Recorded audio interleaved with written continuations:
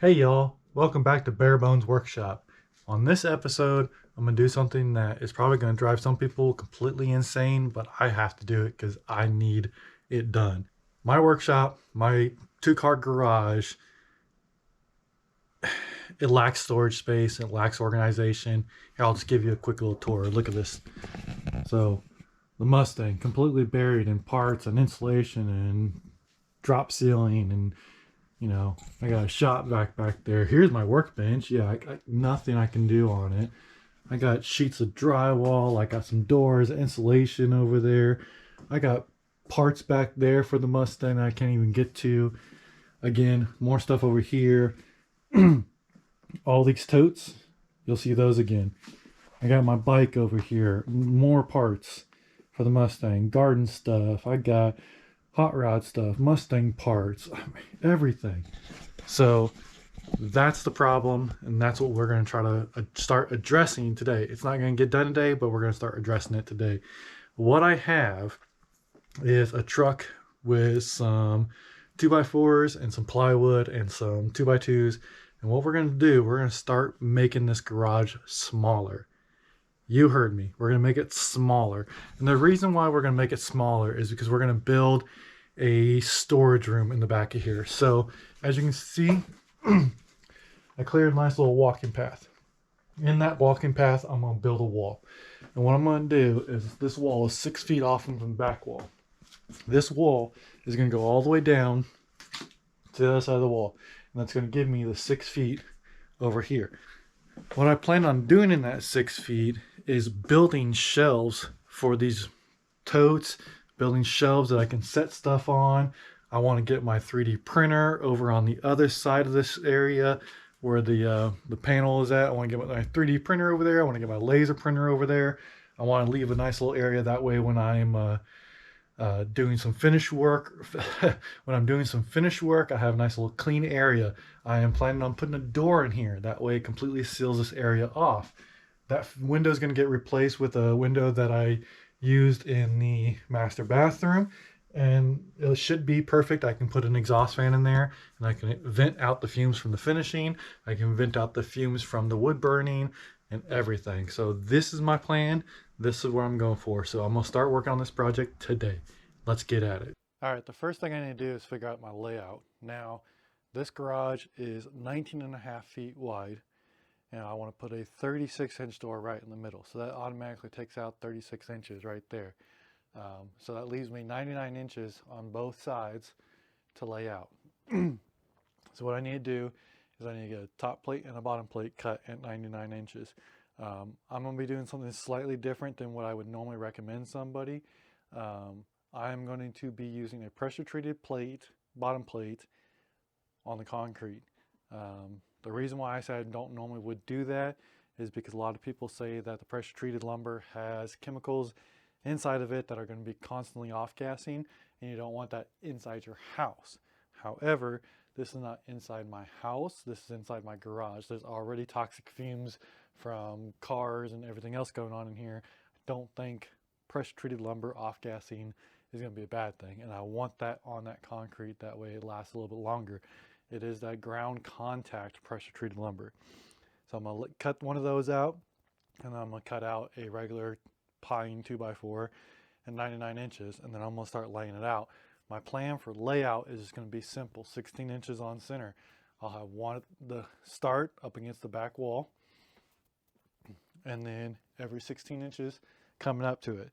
Now, for those that are good at math and can think of that right off the top of their head, the last one would end at 96 inches, correct. So ending at 96 inches, but I just said I wanted to go 99. So I'm going to put another stud there at 99. So let's at least get the bottom plate and top plate laid out, marked up, and I don't have the room to build the wall and then stand it up. What I'm going to have to do is I'm going to go ahead and anchor in the bottom plate using concrete anchors, and then I will end up having to mark a line on the drywall ceiling and cut that drywall ceiling out with my trusty, my helpful, handy, I don't know what you want to call it. It's For me, I use the Ryobi one. It's the like a is there even a name on it? Nope. But this is what I use. I use it a lot. It's one of my favorite tools, honestly. It cuts through that drywall just quick and easy. Make sure that if you're doing something like this, that you check for any kind of electrical work up in there. I can see for a fact right there that I do have an electrical, a light right there, and the wire is going back this way. However, I'm not too worried about it being right up against the stud, or right up against the drywall. Normally they would put that up an inch or two. So I'll come through here and zip that off all the way down, and then I'll actually have exposed joists that I can put my top plate to. Then I'll measure my vertical studs and get those cut. And I will be using my Kreg jig. I'll be using my Kreg jig to help with the toe nailing. It is a little excessive to be using the Kreg jig for toe nailing. However, I just want this to go nice and smooth, and I think that'll be my best thing. So let's get at it. I've talked enough.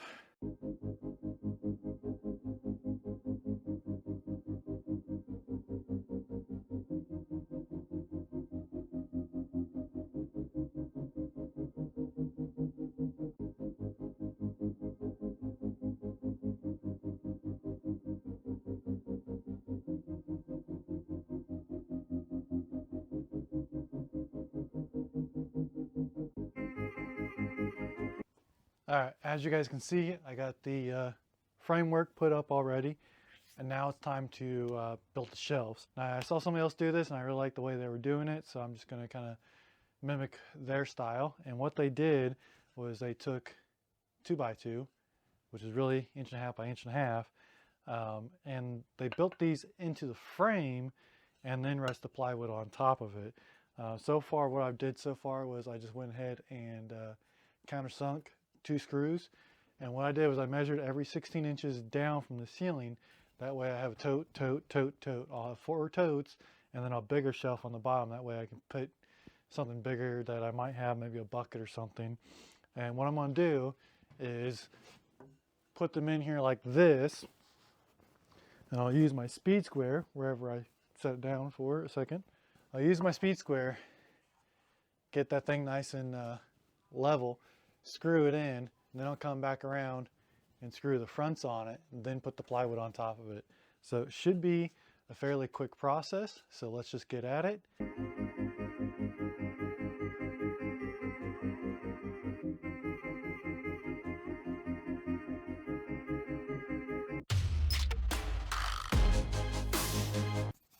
All right, so the plan now is to put these little brackets up, and I actually put some, use the Kreg jig again, put some pockets in there, and these are going to get screwed to the 2x4 and then screwed up into the frame, and that's going to help support all the weight.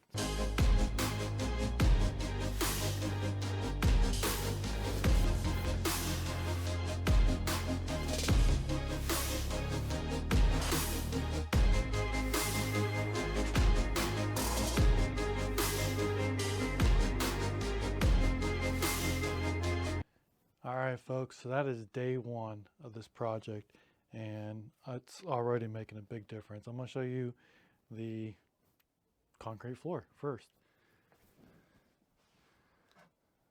So as you can remember, all those totes were stacked up behind the tile saw, and I barely could walk through this area. Now in this area over here, I still have the walkway. I do have about a foot between the Mustang and the wall. Eventually, when I can move the Mustang forward, I will drywall the backside of this and actually make it a sealed room. Now, just to see some of the stuff I put in here just for now.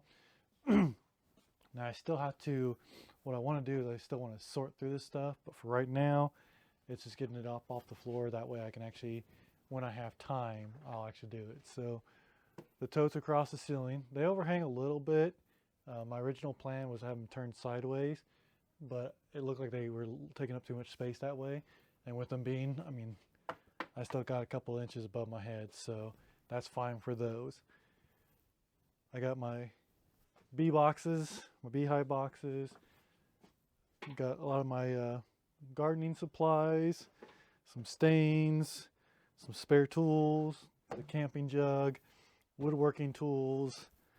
Um, Edge planer I don't use quite often enough to actually have it out on the workbench.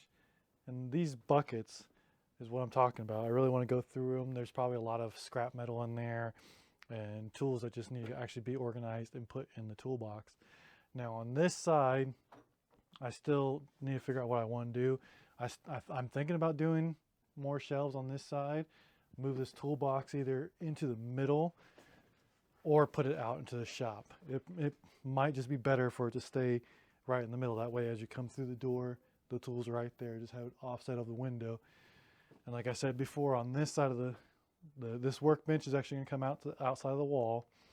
And then where this workbench is at, I'll do shelving of some sort, but I'll have big enough room for myself to put my 3D printer, my laser engraver, and whatever else I can think of that I might have in there. Maybe just like a nice good working surface. I might actually take that workbench and put it up against here, because the only thing that workbench is for is the lathe, the sander, and the bandsaw. Who knows? Maybe not.